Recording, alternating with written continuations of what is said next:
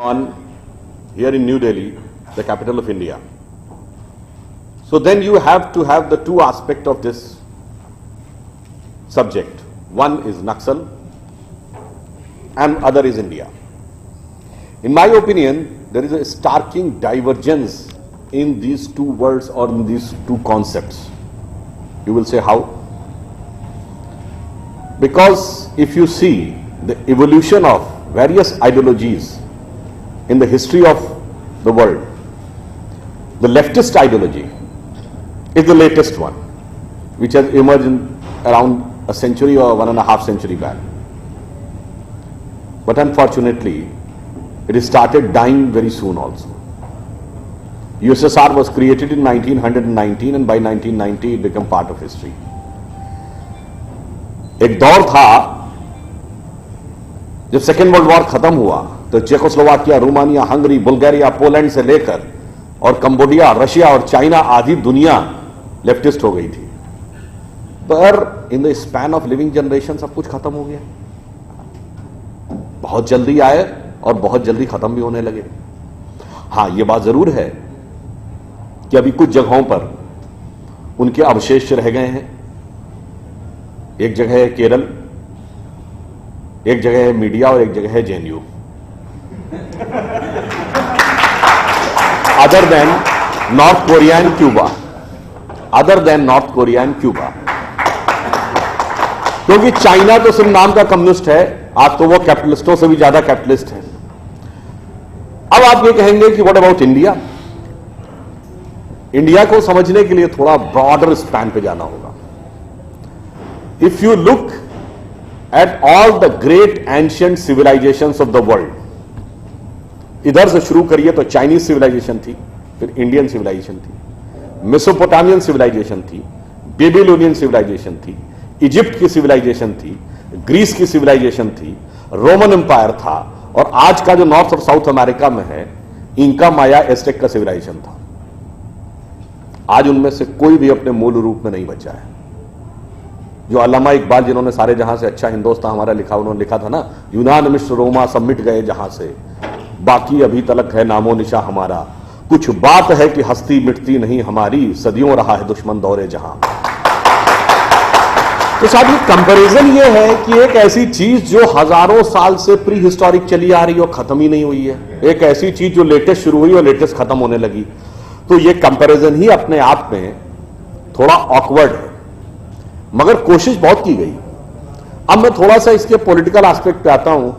ये Naxalism at the door step और in the urban area शुरू कहां से हुआ? जो लोग, हम लोग तो थोड़ा पहले की पीढ़ी वाले हैं, उनको जानकारी होगी कि भारत के इतिहास की पहली माइनॉरिटी गवर्नमेंट कौन थी? श्रीमती इंदिरा गांधी की सरकार थी, जो 1969 में कांग्रेस के डिवीजन के बाद माइनॉरिटी हो गई। और उस माइनॉरिटी गवर्नमेंट को सपोर्ट कर कर किसने बचाया सेंटर में? लेफ्ट पार्टीज ने, कम्युनिस्टों ने। ये तो हमको पता है, बहुत से लोगों को, आज की जनरेशन को शायद नहीं पता होगा। हमारे दिमाग में माइनॉरिटी गवर्नमेंट नरसिम्हा राव से शुरू होती है, हम लोगों के जमाने में। अब इंदिरा जी के जमाने में जब माइनॉरिटी गवर्नमेंट आई और लेफ्टिस्टों ने उसे सपोर्ट करके बचाया, तो उस जमाने में थोड़ा सा मैं उनको क्रेडिट दूंगा कि भाई आज का जमाना होता तो कहता कोई बढ़िया वाला विभाग दे दो जिसमें कि अच्छा धनोपार्जन हो सके। पर उन्होंने बहुत ही समझदारी और चालाकी से काम लिया। आप देखिए बदले में लेट 60s और अर्ली 70s में हुआ क्या क्या।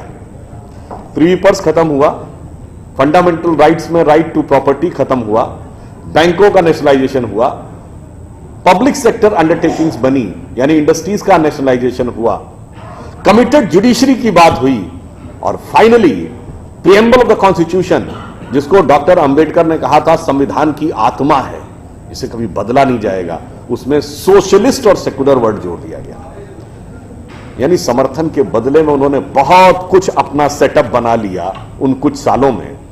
फिर Indian council of historical research, Indian council of cultural research, Indian council of scientific research, Indian council of agriculture research, सब जगह धीरे धीरे आकर स्थापित हो गए। जेएनयू भी उसी दौर में स्थापित हुई। उसमें एक विशिष्ट वर्ग, विशिष्ट विचारधारा के लोगों को नियुक्त किया गया।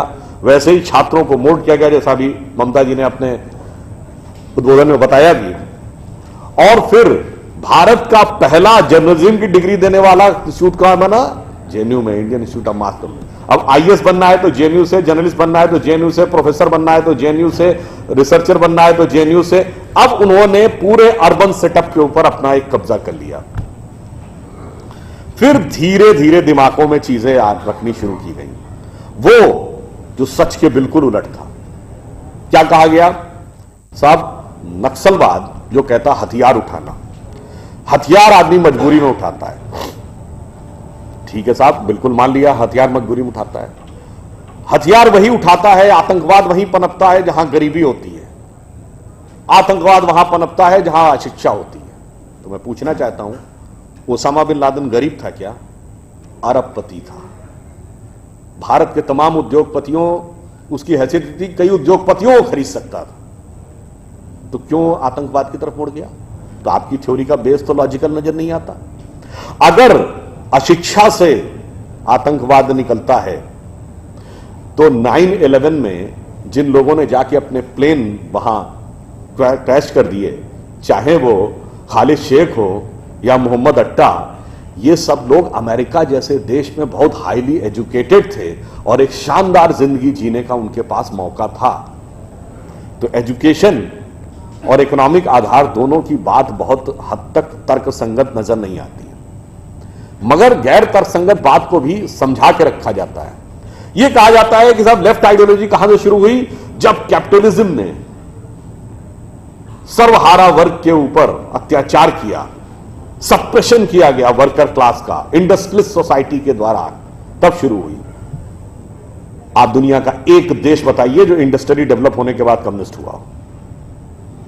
जितने देशों के मैंने नाम बताए, ईस्टर्न यूरोप से लेकर रशिया, चाइना, सब एग्रेरियन सोसाइटीज थी जो कन्वर्ट हो गई।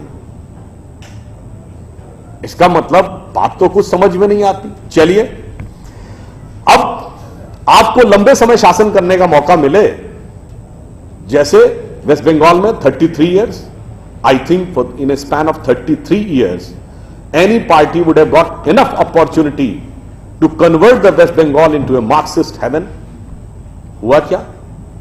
ग्रोथ रेट नीचे, अशिक्षा, गरीबी, कलकत्ता जो इंडस्ट्री का इतना बड़ा सेंटर था वो उसी दरमियान बहुत कुछ अपनी कैपेसिटी खो गया। Exactly reverse.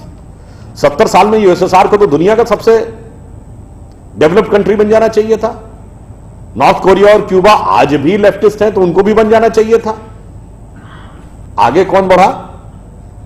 चाइना, जिसने प्रैक्टिकली सब कुछ छोड़ के एकदम उलट स्टैंड ले लिया।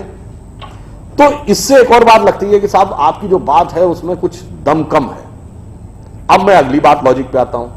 ह्यूमन राइट्स, फंडामेंटल राइट्स की बात करनी है। हर आदमी का अधिकार होने चाहिए, बिल्कुल होने चाहिए।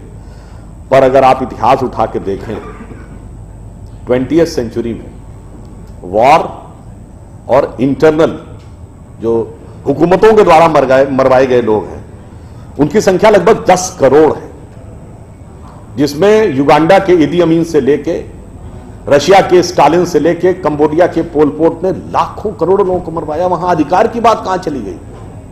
कभी अधिकार की बात आई क्या? अब आप आइए कि अधिकार की बात आती कहां से। ये ह्यूमन राइट्स का विषय सबसे पहले आया जब सेकेंड वर्ल्ड वॉर खत्म हुई, क्योंकि ज्यूज को लाखों की संख्या में मरवाया गया था जर्मनी में। तो पूरी दुनिया में एक आई बात की मानवाधिकार, ह्यूमन राइट्स, और दुनिया में इसके ऊपर बड़ी एक सोच शुरू हुई। और जब यूनाइटेड नेशंस बना तो एक ह्यूमन राइट चार्टर बनाने की बात आई, और यह कहा गया कि भाई ह्यूमन राइट होने चाहिए और उसमें यह भी गारंटी होनी चाहिए कि दूसरे के ह्यूमन राइट में कोई इंफ्रिंजमेंट नहीं हो। मतलब मेरा जीने का हक इस कीमत में नहीं हो सकता कि हम दूसरे को मारकर अपने जीने का हक रखते हैं। तो दुनिया के जो तमाम बड़े बड़े महापुरुष थे उस समय, सबको चिट्ठियां लिखी गई कि आपकी नजर में 2, 3, 4, 5 जो भी फंडामेंटल ह्यूमन राइट्स होते हो, पर वो ऐसे ह्यूमन राइट होने चाहिए which are capable of ensuring everybody else is human right. वो आप हमें कृपया बता दीजिए। तो चिट्ठी महात्मा गांधी के पास भी आई, और महात्मा गांधी का जवाब उसमें सबसे अलग था। महात्मा गांधी ने कहा, my illiterate but wise mother has told मी।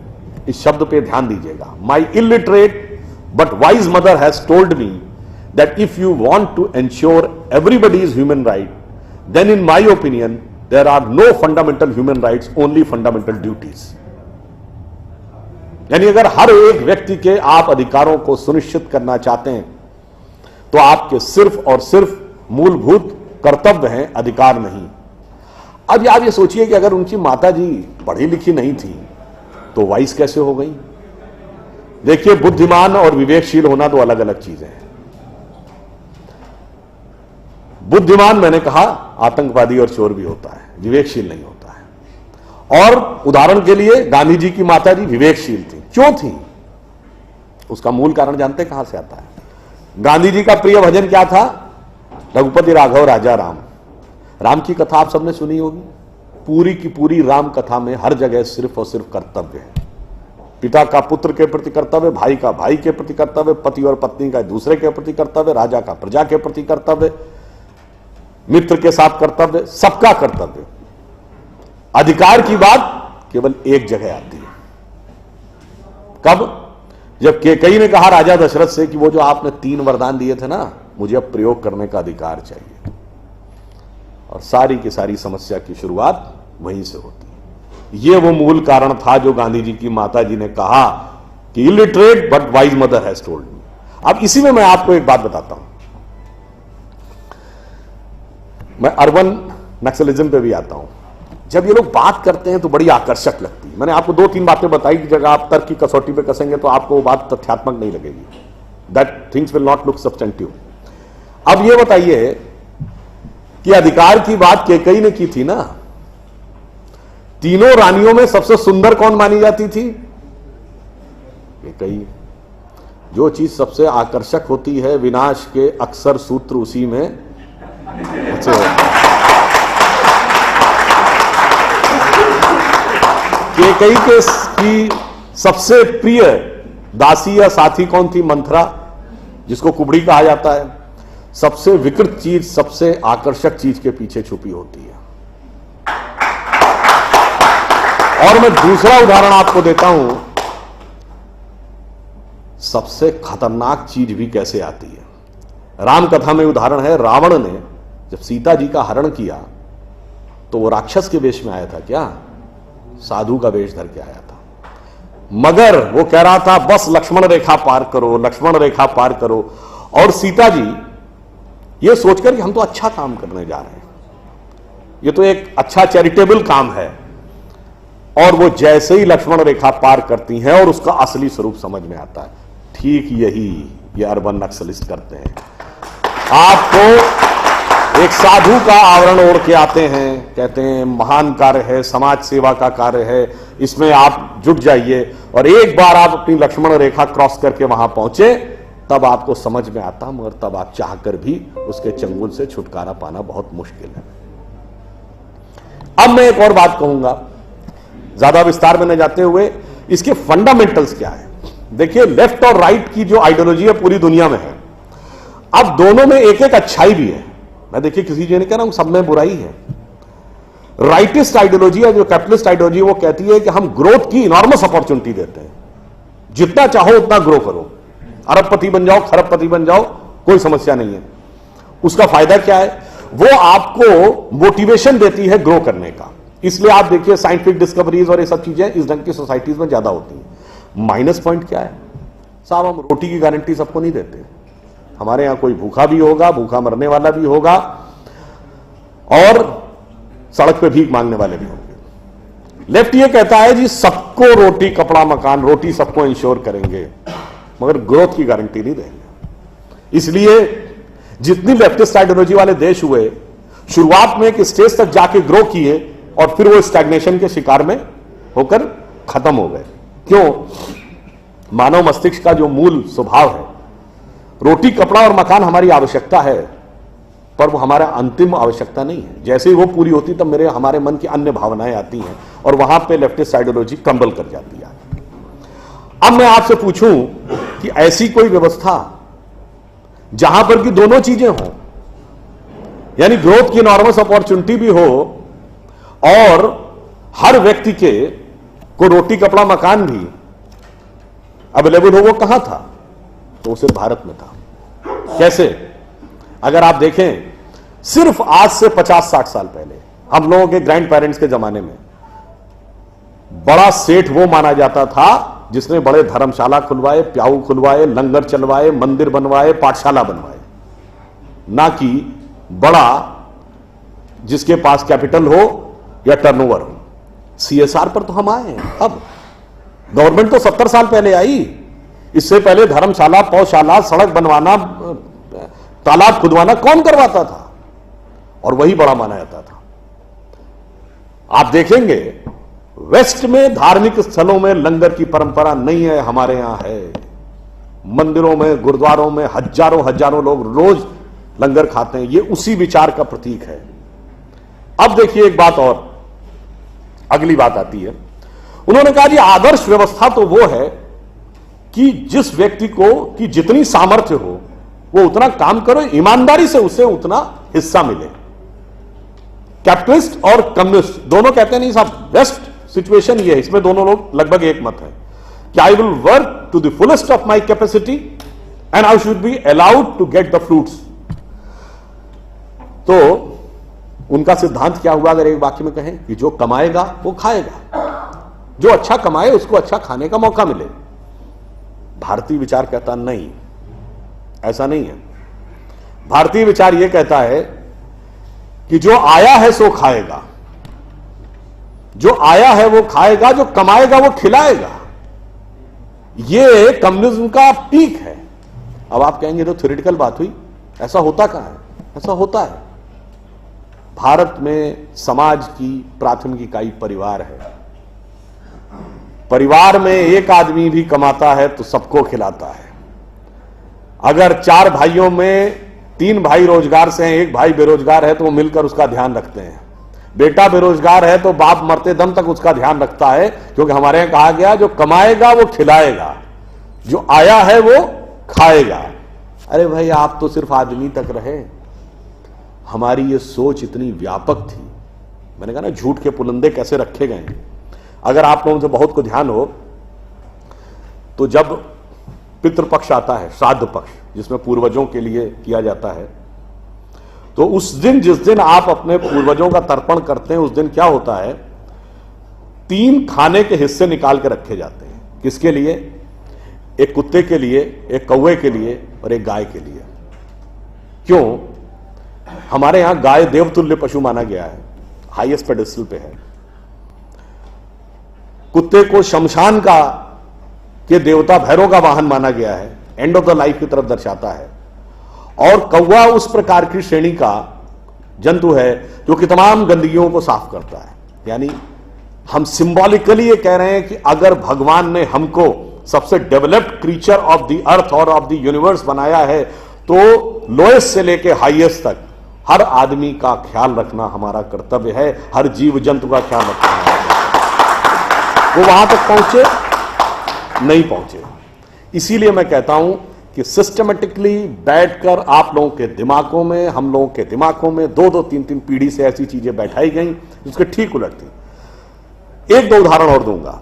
जैसा ये भी ममता जी ने बोला फिल्मों के बारे में, फिल्मों में भी आपने देखा, जैसे उन्होंने बताया एक ऐसा सीरियलों में कैरेक्टर होगा। अब मैं एक दूसरी बात की तरफ आता हूं। आपने जितनी हिंदी फिल्में देखी होंगी, भाई मैंने तो हिंदी और इंग्लिश के अलावा नहीं देखी, एक आधा उर्दू की फिल्म ही देखी है, अन्य भाषाओं की तो फिल्में मैंने देखी नहीं है। मगर हर हिंदी फिल्म में शुद्ध हिंदी बोलने वाला कैरेक्टर या तो विलेन होगा या कॉमेडियन होगा। यह धीरे धीरे हमारे दिमाग में बैठ गया। हीरो क्या बोलेगा?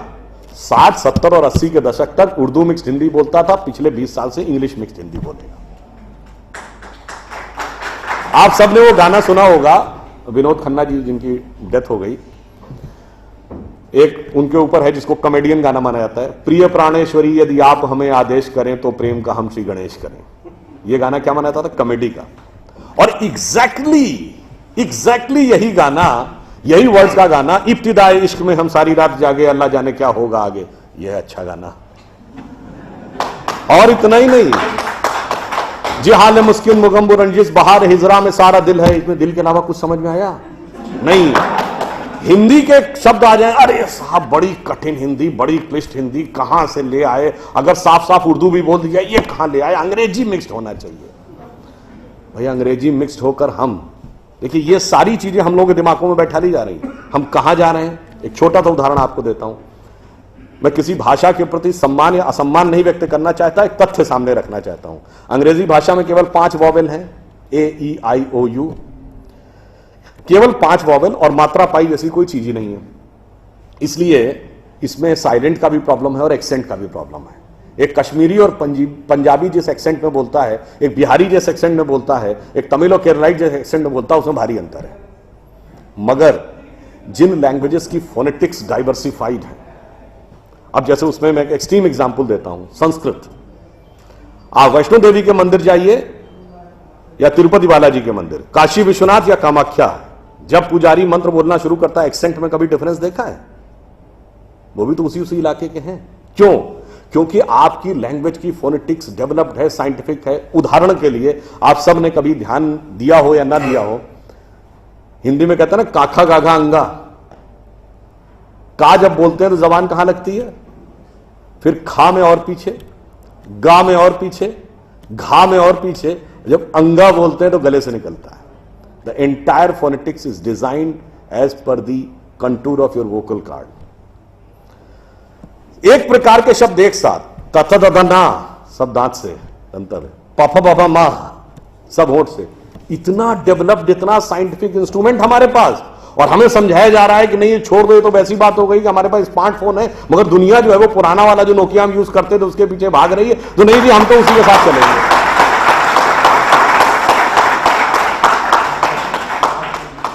अंत में मैं एक बात और कहना चाहूंगा, हमें एक ये समझाया जाता है साइंटिफिक नहीं है, हम लोग साइंटिफिक नहीं है, साइंटिफिक एटीट्यूड से चलना चाहिए। मान लिया साहब, बिल्कुल साइंटिफिक एटीट्यूड से चलना चाहिए। मैं एक छोटी सी बात पूछना चाहता हूं। अभी एक विवाद आ गया था, उस विवाद पर नहीं जाना चाहता, जो वो हज का सब्सिडी खत्म हुई तो कुंभ मेले का विषय आ गया। कुंभ मेला हम सब जानते हैं।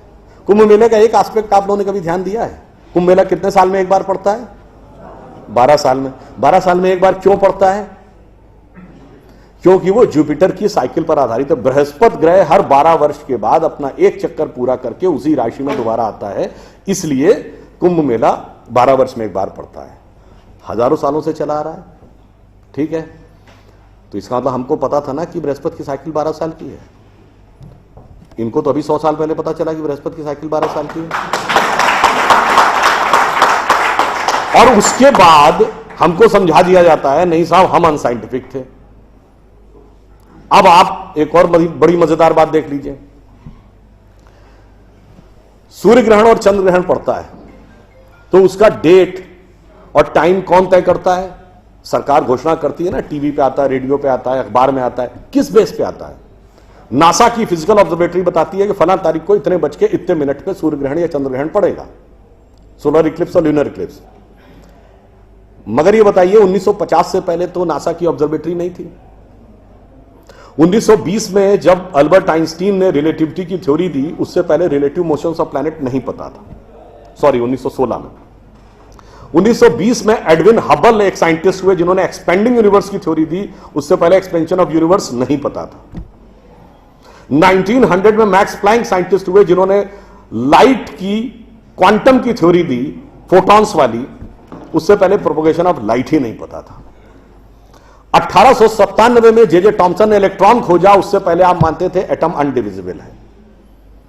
और 1633 में आप ये कहते थे, गैलीलियो को फांसी दे रहे थे इस बात के लिए कि उसने कहा सन रिवॉल्व्स राउंड द अर्थ गलत है। तो भैया आप 380 साल चल के जहां पहुंचे हैं, हमारा पंचांग तो युधिष्ठिर के जमाने से एज इट इज चला आ रहा है 5100 साल। मतलब ये लॉजिक नहीं है, ये तो साइंटिफिक। फिर भी हमें समझाया जाता है कि साहब जो हमने सोचा उस सब हम अनसाइंटिफिक थे, हम गलत थे। बड़ी मजेदार बात है। इन a span of living generation 50 साल में, देखिए ये जो अर्बन नक्सल्स थे उन्होंने हमारे दिमागों में क्या क्या भरा और फैक्ट क्या था।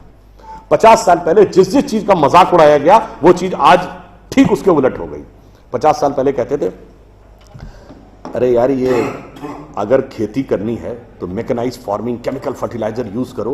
गाय के गोबर से कोई खेती होती है? आदमी चांद पे पहुंच गया, तुम गाय के गोबर पे पड़े हो। आज नहीं, ऑर्गेनिक फार्मिंग की तरफ जाओ। 50 साल पहले क्या कहते थे? अरे भाई, ये जड़ी बूटियों फल पत्ती खाने से कोई इलाज होता है? नीम हकीम खतरा है जान। खाना है तो नई दवाएं खाओ, क्लोसिन, मेटासिन, टेरामाइसिन। आज आप क्या कहते हैं? नहीं, केमिकल नहीं, हर्बल मेडिसिन की तरफ जाओ। ठीक, आज से केवल 50 साल पहले आप ये कहते थे, जब हम कहते थे पेड़ों की रक्षा करो, जंगल की रक्षा करो, पहाड़ की रक्षा करो, कहते थे this is the reminiscence of a primitive tribal civilisation. आज 1992 के रियो डी जेनेरो से लेकर 2009 के कोपेनहेगन से लेकर 2016 के पेरिस तक आप कहते हैं नेचर फ्रेंडली डेवलपमेंट करो। भैया, सब कुछ उलटता जा रहा है। जो हमने कहा, जिसका आपने मजाक उड़ाया, वो सब कुछ सही होता जा रहा। अब मैं एक और बात कहूंगा जिसका कि बहुत मजाक उड़ाया गया, शायद हम लोग कभी ध्यान नहीं देते। भारत में यह कहा जाता था कि ज्ञान प्राप्त करना है तो ध्यान लगाओ। संत महात्मा जाके गुफा में ध्यान लगाते थे, पीर फकीर जाके कहते थे इल्हाम हो जाएगा। लोग कहते थे क्या बेवकूफ है, हाउ इज इट पॉसिबल? ऐसा कहीं हो सकता है क्या कि जाके ध्यान लगाया और ज्ञान प्राप्त हो गया? If you want to attain knowledge you must outreach, understand the things, meet the people, visit the place, like what Darwin has done. अब 50 साल बाद मैं आपसे पूछता हूं, आपको न्यूयॉर्क टाइम्स अखबार पढ़ना है तो दो रास्ते हैं। एक, यहां से दिल्ली से न्यूयॉर्क की फ्लाइट पकड़िए, 16 से 22 घंटे लगेंगे डिपेंडिंग अपॉन योर फ्लाइट, और आज का अखबार कल पढ़िए।